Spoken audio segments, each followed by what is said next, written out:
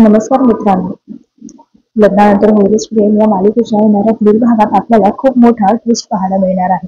या मालिकेचा एक नवीन प्रोमो रिलीज झालेला आहे आणि ज्यात आपल्याला पाहायला मिळणार आहे की जीवा आणि काव्यामध्ये टॅटूमुळे भांडण होते. तेव्हा जीवा रागाच्या भरात जळत्या लाकडाचा तुकडा छातीला लावून काव्याचे नाव कायमचे मिटवत आहे. तर मग जीवाच्या या अशा कृत्यामुळे काव्य आणि जीवाच्या प्रेमाचा शेवट होईल का? जीवाने तर तिला ठामपणे सांगितले की मी नंदिनीचा विश्वासघात करणार नाही. याचाच अर्थ जीवाने नंदिनीला बायको म्हणून तर स्वीकारले आहे आणि तो आता काव्याकडे परत जाणार नाही. जीवाने स्वतःचा टॅटू मिटवण्यासाठी स्वतःला करून घेतलेली जखमेचा त्याला आता खूपच त्रास होत असतो.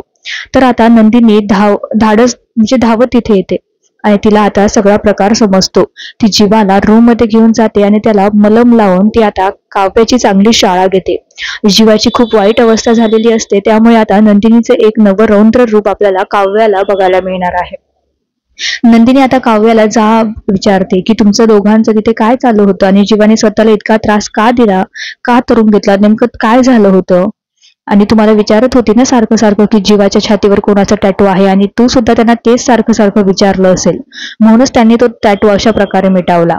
माझ्या नवऱ्याच्या या परिस्थितीला तू जबाबदार आहेस. मी तुला कधीच माफ करणार नाही. काव्य तर आता दुसऱ्या बाजूने पार्थही तिथे येतो आणि तोही काव्याला खूप बोलतो.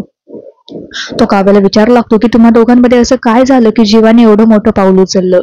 तर काव्याची चांगलीच बोलती बंद होते. तिला जीवाला होणारा त्रास बघून खूप वाईट वाटत होतं.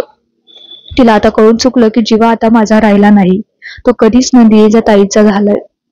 काव्य आणि जीवाच्या प्रेमाच्या शेवटची निशाणी जीवाने मिटून टाकली.